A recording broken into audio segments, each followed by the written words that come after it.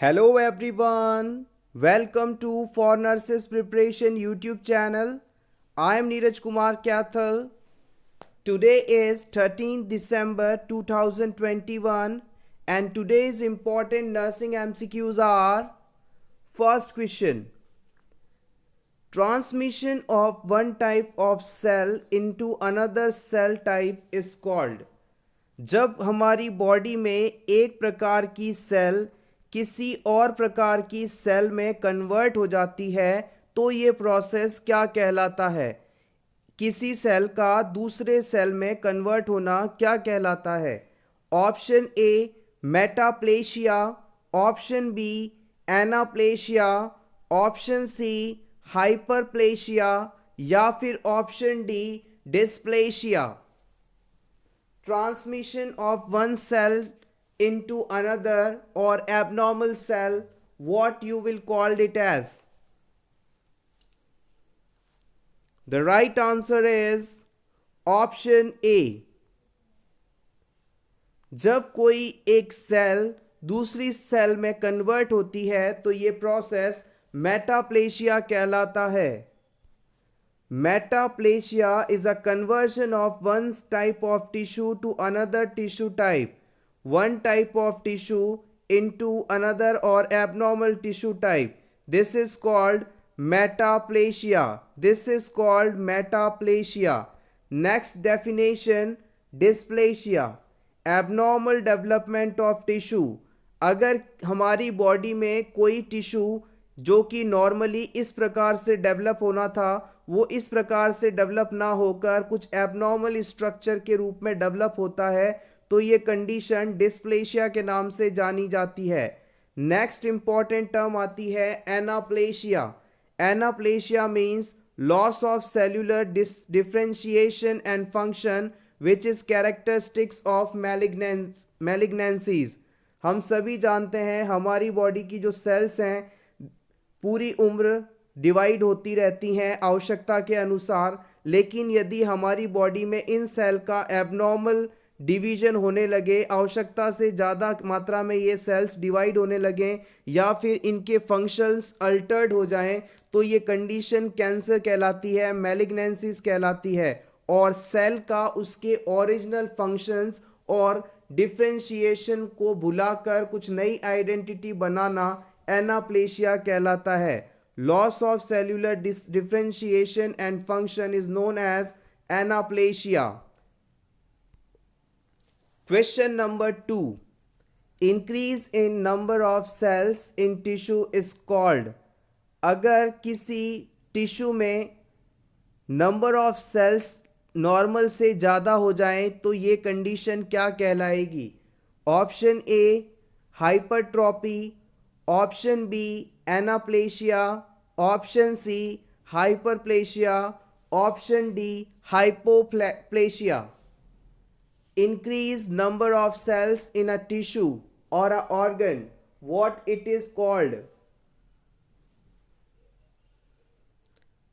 The right answer is option C. इसे हम hyperplasia के नाम से जानेंगे. गौर कीजिएगा, नंबर ऑफ सेल्स जो हैं बढ़ जाती हैं. मान लीजिए किसी जगह पर टोटल 100 सेल्स होनी चाहिए लेकिन वहाँ पर 200 सेल्स मौजूद हैं तो ये घटना हाइपरप्लेशिया कहलाती है. आइए इन सभी टर्म्स के बारे में जान लें. Hyperplasia, increase in number of normal sales into the normal tissue और ऑर्गन.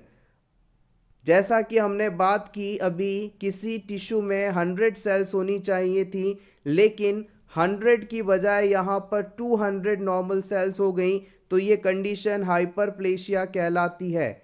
नेक्स्ट एक और इम्पॉर्टेंट टर्म जो कि प्रीवियस एग्जाम्स में कई बार पूछी गई है, hypertrophy means increase in size of the organ और body due to increase cell size. मान लीजिए किसी ऑर्गन में जो नॉर्मल सेल्स होनी चाहिए वो इस साइज़ की होनी चाहिए लेकिन किसी वजह से यहाँ की जो सेल्स हैं वो इस प्रकार से बड़ी बड़ी बन जाती हैं तो ये कंडीशन हाइपरट्रॉपी कहलाती है. सेल का अपने नॉर्मल साइज से कई गुना ज़्यादा बढ़ जाना हाइपरट्रॉफी कंडीशन कहलाती है। नेक्स्ट टर्म आती है हाइपोप्लेशिया। नेक्स्ट टर्म आती है हाइपोप्लेशिया। हाइपोप्लेशिया means under developed tissue, organ और बॉडी। शरीर का कोई एक ऑर्गन या टिश्यू जो कि पूरी तरह से डेवलप नहीं हो पाया है, हाइपोप्लेशिया कहलाता है। Question number 3. All of the following are organs of lymphatic system except। इन चारों ऑप्शंस में से आपको उन ऑर्गन्स को सेलेक्ट करना है जो कि लिम्फेटिक सिस्टम का पार्ट नहीं है। Option A tonsils, option B thymus, option C spleen या फिर option D none of the above. इन चारों में से आपको कौन सा लिम्फेटिक सिस्टम का ऑर्गन नहीं है उसे सेलेक्ट करना है।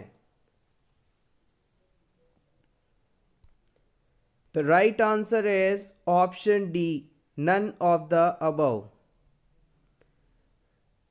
टॉन्सिल्स, थाइमस एंड स्प्लीन ये तीनों ही जो हैं लिम्फेटिक सिस्टम में इंक्लूड किए जाते हैं। Question number 4। Tricuspid valve is located between. Tricuspid valve की लोकेशन आपको बतानी है। Option A right atrium and right ventricle के बीच। हमारा जो हार्ट है उसमें 4 चैम्बर्स होते हैं। इसमें आपको बताना है कि ट्राइकस्पिड वाल्व कहाँ लोकेटेड रहते हैं। ऑप्शन 1 कहता है राइट एट्रियम और राइट वेंट्रिकल के बीच में, यानी कि इस जगह पर।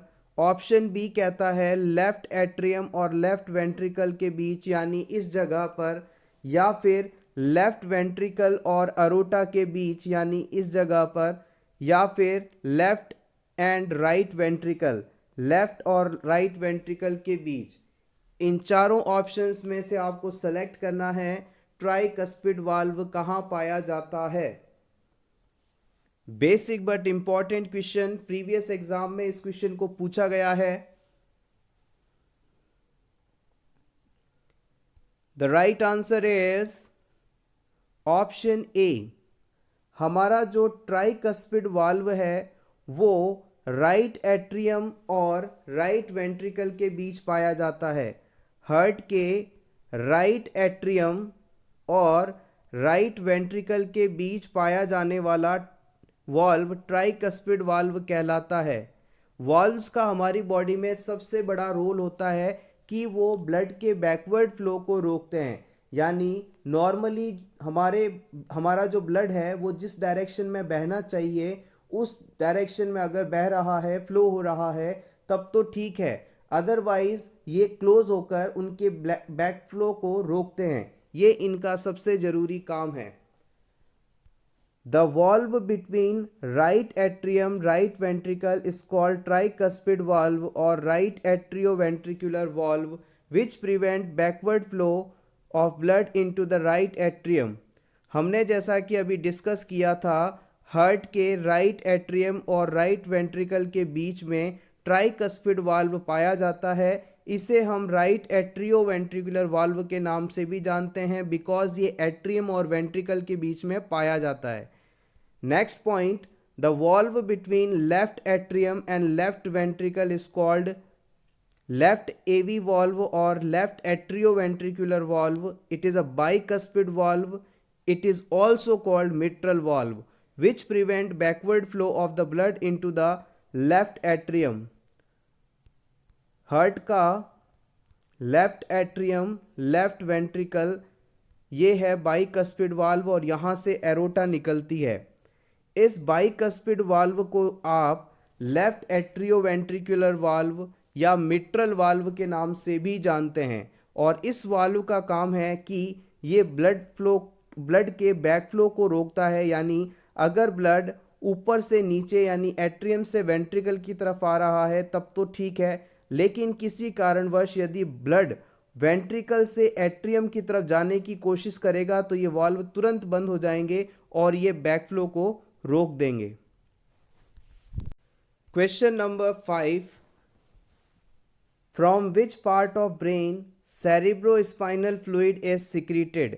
आपको बताना है कि हमारे ब्रेन के किस हिस्से से CSF का सिक्रीशन होता है, CSF का निर्माण होता है। Option A choroid plexus of brain, option B venous sinuses of brain, option C subarachnoid space या फिर ऑप्शन डी इनमें से कोई नहीं।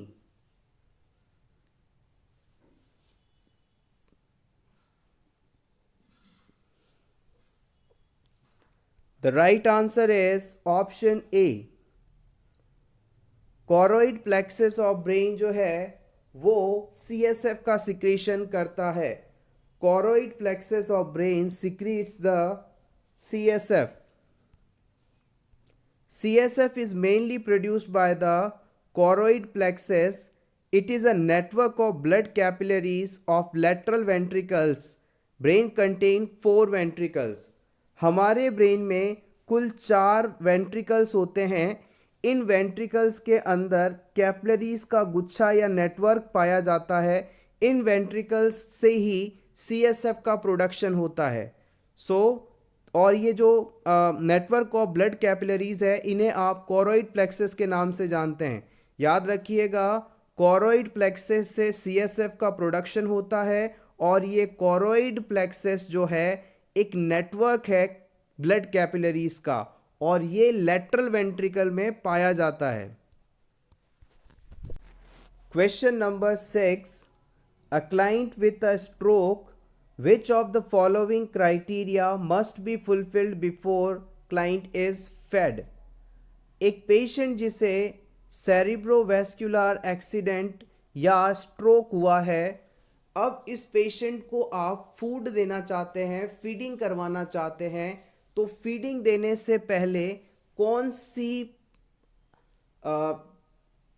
फाइंडिंग आपको चेक करना बहुत ही ज़रूरी है। Option A the gag reflex return, patient में गैग रिफ्लेक्स प्रेजेंट हो। Option B speech return to normal, patient आपसे बिल्कुल नॉर्मली बात कर पा रहा हो।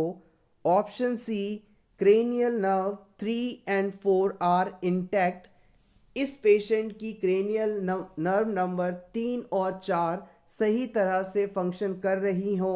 या फिर option D the client swallows small sips of water without coughing, patient जो है पानी पिलाने पर बिना किसी कफिंग के पानी को इजीली स्वेलो कर जाए।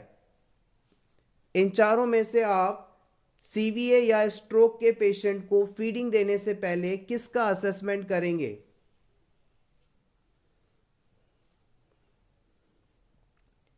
The right answer is option A. CVA के पेशेंट में गैग रिफ्लेक्स का लौट आना ये बताता है कि अब इस पेशेंट को फीडिंग दी जा सकती है। आइए इसके बारे में और क्लियरली जानें। द क्लाइंट इन स्ट्रोक और under effect of anaesthesia post operatively should be fed with after gag reflex return to normal. यहाँ पर ध्यान दीजिएगा, सर्जरी से पहले हम पेशेंट को एनेस्थीसिया देते हैं और इस एनेस्थीसिया के इफ़ेक्ट के कारण पेशेंट में गैग रिफ्लेक्स जो है एब्सेंट हो जाता है, डिसअपीयर हो जाता है। हमारी बॉडी में गैग रिफ्लेक्स का यह काम होता है कि जब भी कोई सब्सटेंस हमारे ईसोफेगस की बजाय रेस्पिरेटरी ट्रैक्ट में जाने लगता है तो ये इसे वहाँ जाने नहीं देता, कफिंग के थ्रू इसे बाहर निकाल देता है। अब एनेस्थीसिया वाला पर्सन है और या फिर स्ट्रोक वाला पेशेंट है जिसमें ये गैग रिफ्लेक्स ऑलरेडी एब्सेंट है, उसे आपने कुछ भी खाने या पीने के लिए दिया तो क्या होगा, गलती से अगर ये फूड स्टफ या वाटर पेशेंट के रेस्पिरेटरी ट्रैक्ट में चला गया तो पेशेंट में एस्पायरेशन जैसी कंडीशन हो जाएगी और हो सकता है पेशेंट की डेथ तक हो जाए। सो हमेशा याद रखिएगा, सर्जरी के बाद एनेस्थीसिया का इफेक्ट पूरी तरह से हट जाए तो उस समय गैग रिफ्लेक्स रिटर्न हो जाते हैं, और गैग रिफ्लेक्स का काम है कि ये आपके फूड सब्सटेंस या वाटर सब्सटेंस को रेस्पिरेटरी ट्रैक्ट में एंटर नहीं होने देता, ये तुरंत ही उसे कफिंग के थ्रू बाहर निकाल देता है। तो याद रखिएगा, जब भी आप सर्जरी के बाद या स्ट्रोक वाले पेशेंट को फूड सबसे पहले लिक्विड देते हैं, फ्लूइड देते हैं, वाटर देते हैं, तो वाटर देने से पहले आप चेक करेंगे कि पेशेंट में गैग रिफ्लेक्स लौट चुका है यानी प्रेजेंट है, तभी आप उसे देंगे, अदरवाइज पेशेंट एस्पायरेट कर जाएगा। और इससे जुड़ी एक और इम्पॉर्टेंट बात, जब भी सर्जरी के बाद हम पेशेंट को कुछ सॉलिड सब्सटेंस खाने के लिए देते हैं, फूड सब्सटेंस खाने के लिए देते हैं, तो हम उस पेशेंट में बाउल साउंड्स प्रेजेंट है या नहीं, इस चीज़ को भी असेस करते हैं। सर्जरी के बाद सबसे पहले लिक्विड देंगे तो क्या चेक करेंगे, गैग रिफ्लेक्स हैं या नहीं। गैग रिफ्लेक्स अगर प्रेजेंट हैं तो आप उसे लिक्विड दे सकते हैं। और लिक्विड को देने के बाद जब आप कोई सॉलिड सब्सटेंस खाने के लिए दे रहे होते हैं तो उस समय पेशेंट में बाउल साउंड्स प्रेजेंट है या नहीं, इस चीज़ का असेसमेंट किया जाता है। अगर मान लीजिए पेशेंट में बाउल साउंड प्रेजेंट है तो फिर आप इसे कोई भी सेमी सॉलिड या सॉलिड सब्सटेंस खाने के लिए दे सकते हैं। अब बात करते हैं नेक्स्ट पॉइंट की, if client allows small sips of water without coughing it may be indicator of absence of gag reflex. इसके बारे में हमने बात कर ली है। अगर पेशेंट में गैग रिफ्लेक्स एब्सेंट है, आप उसे कुछ पीने के लिए देते हैं तो वो बिना कफिंग किए उसे पी लेता है, तो इसका मतलब है कि हो सकता है उस पेशेंट में गैग रिफ्लेक्स एब्सेंट हो और पेशेंट एस्पायरेट करे, पेशेंट को प्रॉब्लम हो सकती है। Next point, cranial nerve number 3 and 4 are concerned with eyeball movement. For gag reflex, cranial nerve number 9 is responsible. अगर हम किसी क्लाइंट में क्रेनियल नर्व नंबर 3 और 4 का असेसमेंट करते हैं तो ये दोनों नर्व्स जो हैं ये आई बॉल की मूवमेंट को बताती हैं, ना कि ये गैग रिफ्लेक्स से संबंधित हैं। गैग रिफ्लेक्स से संबंधित नर्व है क्रेनियल नर्व नंबर 9। याद रखिएगा, इंपॉर्टेंट पॉइंट है, क्रेनियल नर्व नंबर 9 जो है वो गैग रिफ्लेक्स के लिए रिस्पॉन्सिबल मानी जाती है। प्रीवियस एग्जाम में इसे पूछा भी गया है। Question number 7, what is the characteristic play present among toddlers. आपको बताना है टॉडलर्स यानी 1 से 3 साल की उम्र वाले बच्चों में किस प्रकार का प्ले पाया जाता है। Option A on lookers play, option B parallel play, option C associative play, option D cooperative play. इन चारों में से कौन सा प्ले आपको टॉडलर एज ग्रुप में देखने को मिलेगा।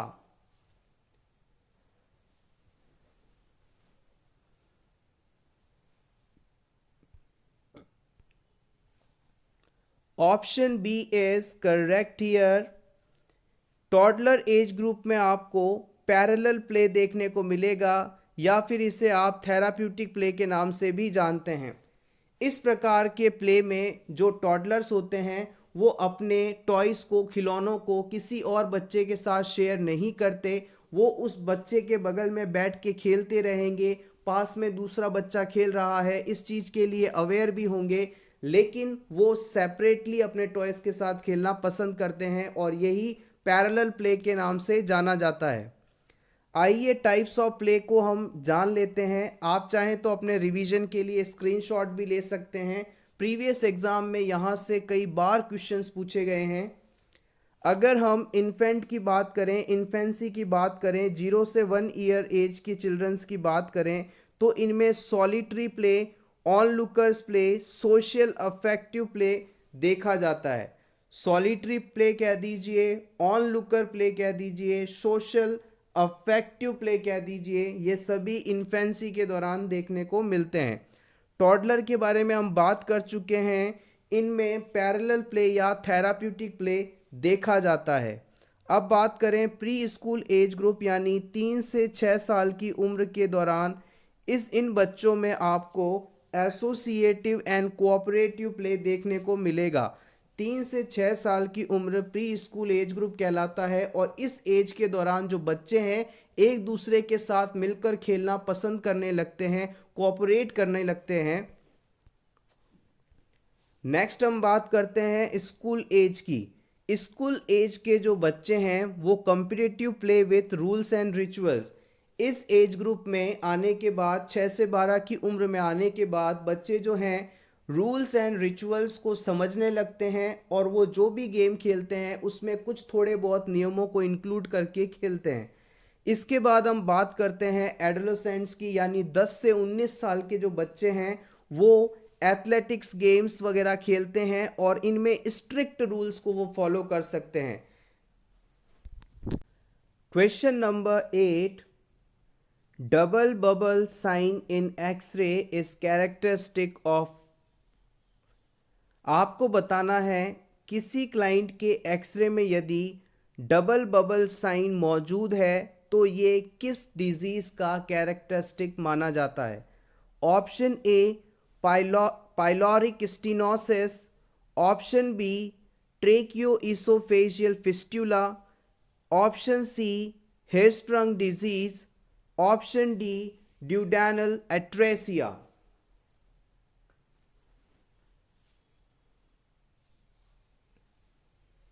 डबल बबल साइन किस डिजीज में आपको देखने को मिलता है।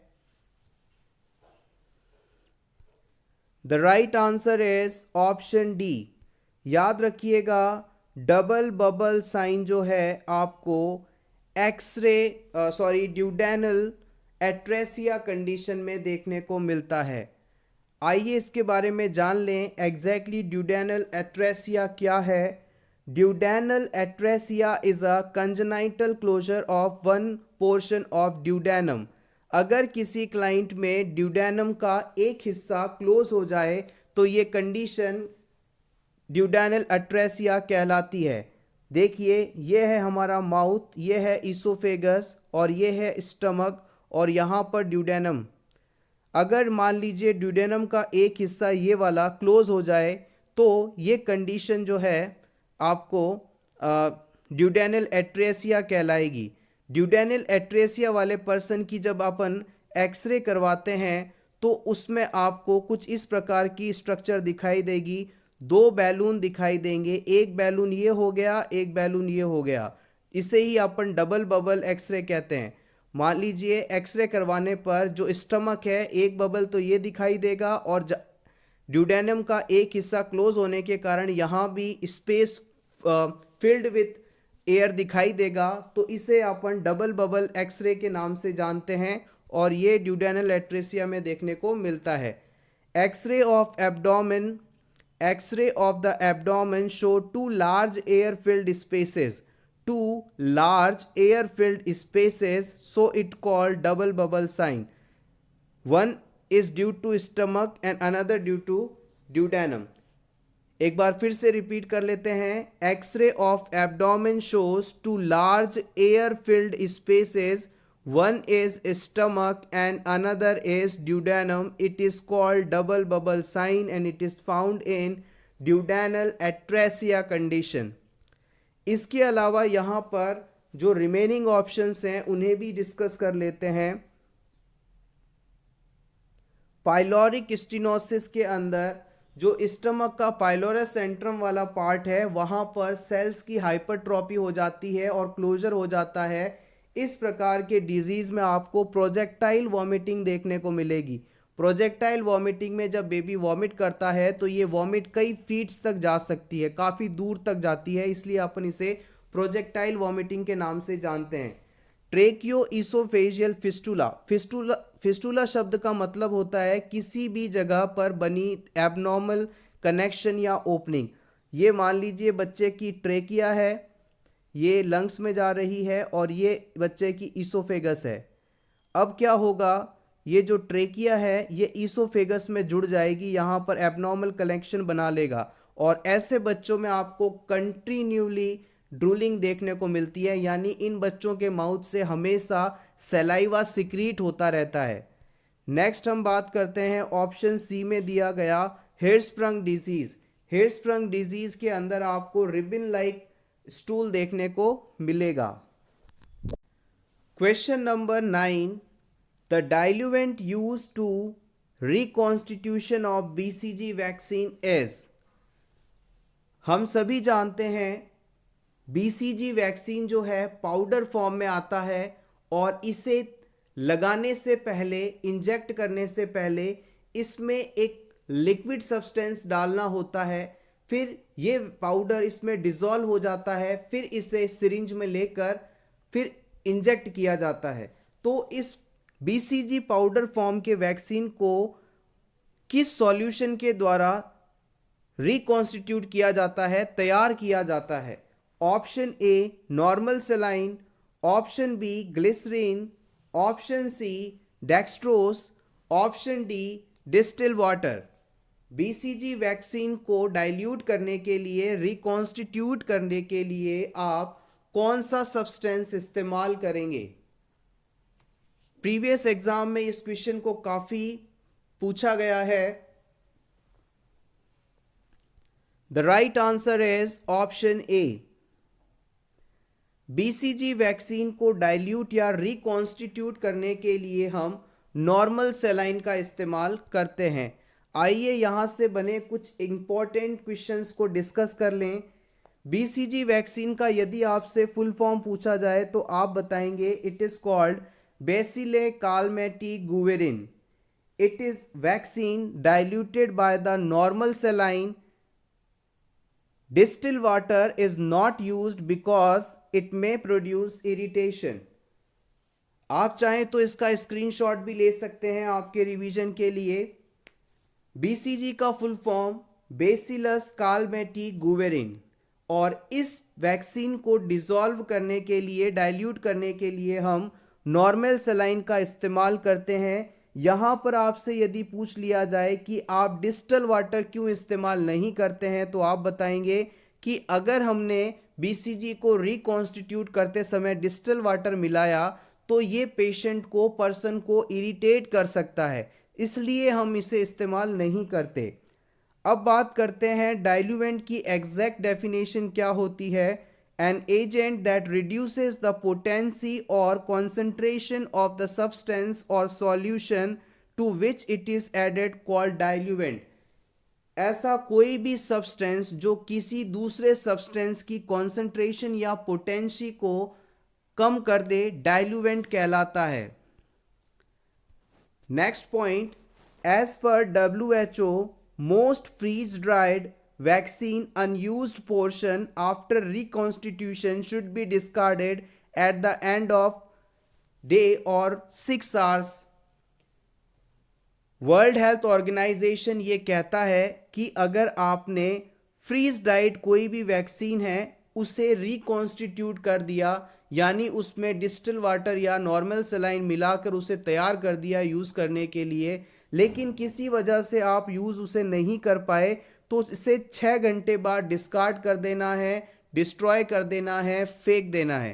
6 घंटे से ज़्यादा तैयार किया हुआ वैक्सीन आपको इस्तेमाल नहीं करना है। तो सिंपली याद रखिएगा कि बीसीजी वैक्सीन के अंदर आपने नॉर्मल सेलाइन मिक्स करके उसे यूज़ करने के लिए तैयार कर लिया, लेकिन किसी वजह से आपके पास पेशेंट या बच्चे नहीं आए, आप इसे नहीं लगा पाए, तो आप 6 घंटे बाद इस तैयार वैक्सीन को डिस्कार्ड कर देंगे, थ्रो कर देंगे, इसे यूज़ नहीं करेंगे, अदरवाइज ये प्रॉब्लम कर सकता है।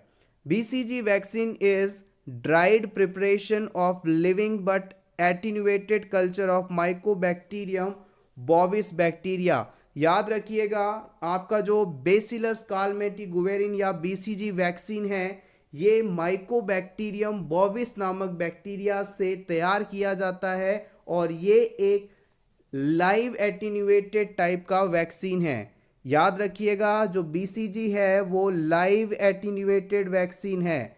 लाइव एटीन्यूएटेड वैक्सीन, एटीन्यूएटेड शब्द का मतलब होता है कि किसी भी ऑर्गेनिज्म की क्षमता को कम करके बॉडी में इंजेक्ट करना और बॉडी उससे आइडेंटिफाई करके उसके खिलाफ एंटीबॉडीज़ को बना लेती है। सो लाइव एटीन्यूएटेड वैक्सीन्स में हम उस डिजीज़ कॉजिंग ऑर्गेनिज्म की पावर को कम करके हमारी बॉडी में इंजेक्ट करते हैं और वो हमारी बॉडी इस कमज़ोर ऑर्गेनिज्म के खिलाफ एंटीबॉडीज़ बना लेती हैं जो भविष्य में हमें इस डिजीज़ से बचाते हैं। नेक्स्ट पॉइंट, बीसीजी वैक्सीन आपको ट्यूबरक्लोसिस डिजीज़ या टीबी डिजीज़ से बचाता है। टीबी डिजीज़ को का पॉजिटिव ऑर्गेनिज्म माइकोबैक्टीरियम ट्यूबरक्लोसिस है। Next, BCG administration intradermally by tuberculin syringe into left deltoid area at birth can be still 1 year of age of birth। यहाँ पर 2-3 important चीज़ें, जो BCG वैक्सीन है उसे आप इंट्राडर्मल रूट से देंगे। BCG वैक्सीन लगाते समय ट्यूबरक्युलिन सिरिंज इस्तेमाल की जाती है और हमेशा BCG वैक्सीन जो है आपके लेफ्ट डेल्टॉइड मसल में लगाया जाता है। आप भी इस वीडियो को देखने के बाद अपने लेफ्ट हैंड पर कंधे के पास देखिएगा, यहाँ पर आपको एक स्कार दिखाई देगा, एक निशान दिखाई देगा, ये BCG का ही निशान है। BCG vaccine generally at the time of birth लगाया जाता है, लेकिन अगर उस समय नहीं लगाया गया हो तो 1 साल की उम्र तक इसे लगाया जा सकता है। BCG वैक्सीन लगाते समय कभी भी हम स्वाब का इस्तेमाल नहीं करते हैं। BCG की यदि आपसे कोई डोज पूछे तो आप बताएंगे, अगर आप BCG को जन्म के समय लगा रहे हैं या फिर 1 महीने से कम उम्र के बच्चे को लगा रहे हैं तो डोज होगी 0.05 ml, और यदि 4 सप्ताह या 1 महीने से ऊपर के बच्चे को लगा रहे हैं तो डोज होगी 0.1 ml। BCG vaccine leaves permanent scar, इसे हमने अभी बात करी है। Next point, after giving BCG vaccine a papule develops after 2 to 3 weeks of injection which healing occurs spontaneously into 6 to 12 weeks leaving a permanent scar। आपको यहाँ बताया गया है कि किस प्रकार से BCG वैक्सीन लगाने के बाद स्कार फॉर्मेशन होता है। Question number 10, in face presentation denominator is. Delivery के दौरान यदि किसी बच्चे में फेस प्रेजेंटेशन है तो वहाँ पर डिनोमिनेटर क्या होगा, यानी फर्स्ट पार्ट क्या होगा। Option A vertex, option B frontal eminence, option C acromion, option D mentum. Important question, face presentation में डिनोमिनेटर बताना है आपको।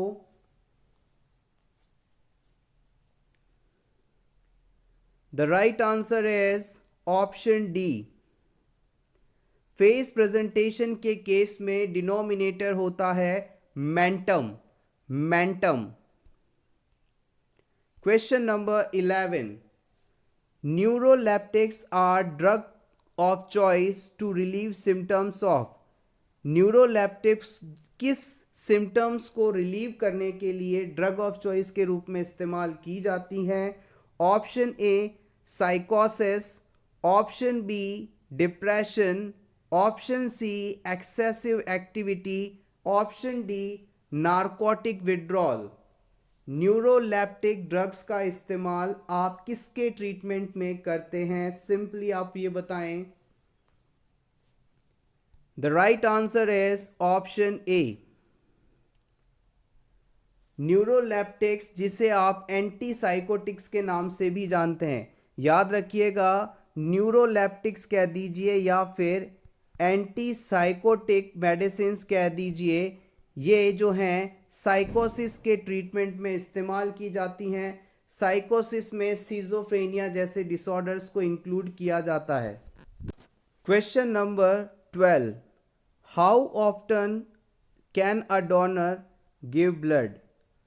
आपको बताना है कि अगर कोई पर्सन ब्लड डोनेट करना चाहता है तो वो एक बार ब्लड डोनेट करने के कितने समय बाद फिर ब्लड डोनेट कर सकता है। Option A any time, option be every 2 months, option C every 3 months, option D every 6 months। कितने समय बाद आप दोबारा ब्लड डोनेट कर सकते हैं।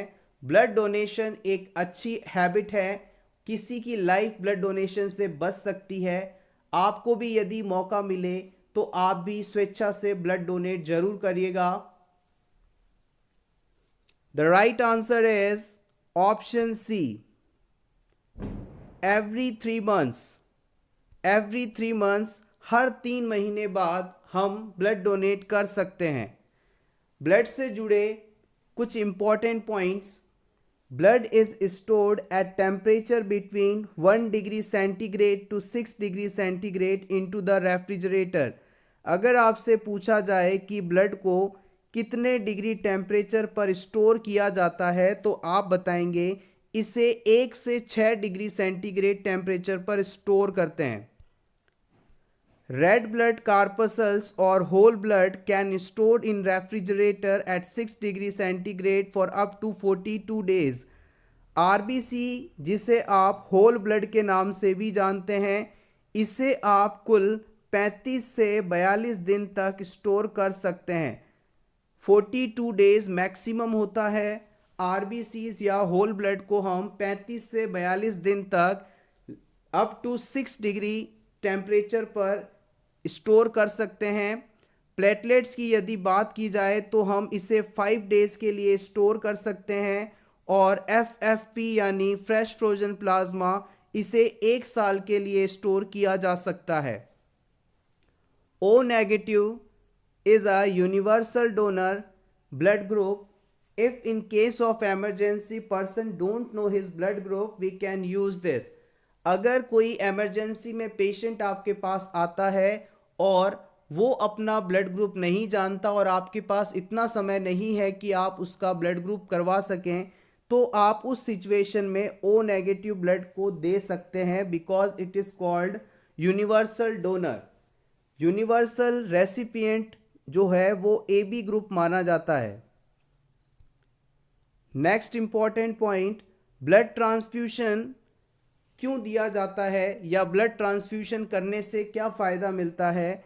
Increase the amount of blood, किसी ट्रॉमा या सिचुएशन के कारण हुए ब्लड लॉस को मेंटेन करने के लिए ब्लड दिया जा सकता है।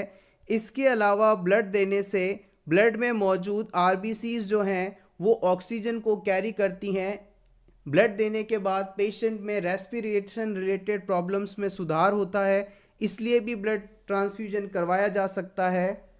Next point, a person must have, next point, in bleeding risk of bleeding also decreases. अगर किसी पर्सन में ब्लीडिंग टेंडेंसीज हैं तो उसे आप ब्लड ट्रांसफ्यूज करके ब्लीडिंग टेंडेंसीज को कम कर सकते हैं, बिकॉज क्लॉटिंग फैक्टर्स भी आपको इसके साथ मिल जाते हैं। Last point, a person must have haemoglobin more than 12 gram% to donate blood. Important है, आपसे पूछा जा सकता है कि किसी डोनर का हीमोग्लोबिन मिनिमम कितना होना चाहिए कि वो ब्लड डोनेट कर सके, तो आप बताएंगे 12 ग्राम%। 12 ग्राम% होना चाहिए, इससे कम होगा तो डोनर डोनेट नहीं कर सकता अपने ब्लड को। Last question of this video, furosemide acts on which part of nephron? furosemide जो कि एक डायूरेटिक मेडिसिन है, ये हमारे नेफ्रॉन के किस भाग पर काम करती है। Option A proximal tubules, option B descending limb of loop of Henle, option C ascending limb of loop of Henle, या फिर ऑप्शन डी डिस्टल ट्यूब्यूल्स पर। फ्यूरोसेमाइड, जिसे आप हॉस्पिटल में अक्सर लेसिक्स के नाम से इस्तेमाल करते हैं, काफ़ी ज़्यादा यूज़ किया जाता है। ये डायूरेटिक मेडिसिन है। ये नेफ्रॉन के किस पार्ट पर जाकर इफेक्ट लाती है।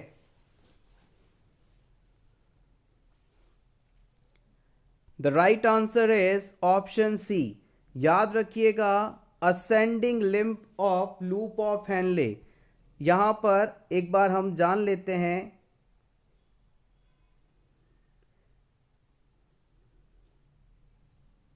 This is the structure of loop of Henle. ये जो है ग्लोमेरुलस है, ये बॉमन्स कैप्सूल वाला एरिया है, ये पीसीटी है, ये लूप ऑफ हेनले है, ये यहाँ पर ये जो पार्ट आप देख रहे हैं, this is the ascending loop of Henley. इसी जगह पर आपकी फ्रूसेमाइड जो ड्रग है जाकर अपना एक्ट करती है, इफ़ेक्ट दिखाती है, और यहाँ पर इफ़ेक्ट करने के बाद बॉडी में सोडियम और जो वाटर है उसका एक्सक्रीशन बढ़ा दिया जाता है, जिससे कि ब्लड प्रेशर है वो रिड्यूस हो जाता है। Frusemide is a diuretic drug. Diuretic drug का मतलब है ऐसी मेडिसिन जो कि यूरिन आउटपुट को बढ़ा देती हैं।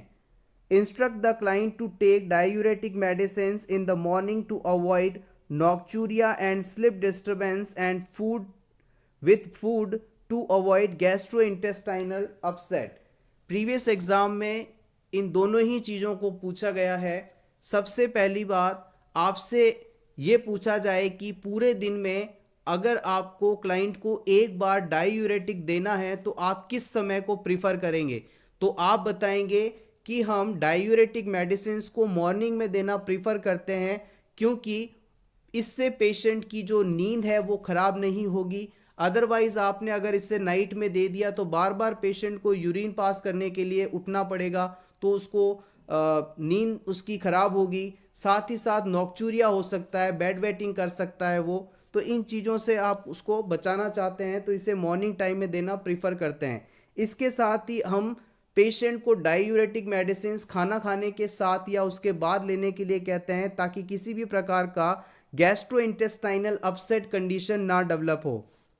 Diuretic act by diminishing sodium reabsorption at different sites in the nephron, thereby increasing urinary sodium and water excretion from the body। जो डाईयूरेटिक मेडिसिन होती हैं वो नेफ्रॉन के अलग अलग हिस्सों पर काम करती हैं और सोडियम के रीएब्जॉर्प्शन को कम कर देती हैं। हम सभी जानते हैं कि वाटर और सोडियम दोनों एक साथ रहना पसंद करते हैं, जहां सोडियम जाएगा उसके साथ वाटर जाएगा। अगर आपने सोडियम का रीएब्जॉर्प्शन कम कर दिया, यानी सोडियम को बॉडी से बाहर एक्सक्रीट करना शुरू कर दिया, तो वाटर भी बॉडी से बाहर चला जाएगा और इसकी वजह से बॉडी में मौजूद एक्स्ट्रा फ्लूइड बॉडी से बाहर होगा, एडिमा रिड्यूस होगी और बीपी रिड्यूस हो जाएगा। Diuretics are used to treat hypertension, congestive heart failure and oedema. जो डाईयूरेटिक मेडिसिन हैं वो हाइपरटेंशन, कंजेस्टिव हार्ट फेलियर और एडिमा जैसी कंडीशन के ट्रीटमेंट में इस्तेमाल की जाती हैं। Common side effects of diuretics are potassium depletion, low blood pressure, dehydration. ये सभी डाईयूरेटिक्स के कॉमन साइड इफ़ेक्ट्स हैं। सो एवरीवन, ये था हमारा आज का वीडियो। होपफुली आपको ये वीडियो हेल्पफुल लगा होगा। अगर आपको ये वीडियो अच्छा लगा हो तो प्लीज़ वीडियो को लाइक कर दीजिएगा। Thank you so much.